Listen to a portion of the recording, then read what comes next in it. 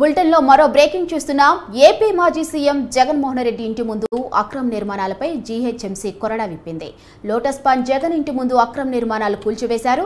అయితే గతంలో జగన్ భద్రత కోసం రోడ్డును ఆక్రమించి గదులు నిర్మించారు సిబ్బంది. ఈ రోడ్డును ఆక్రమించి నిర్మాణాలు చేపట్టడంతో వాహనదారులు ఇబ్బందులు పడుతున్నారు.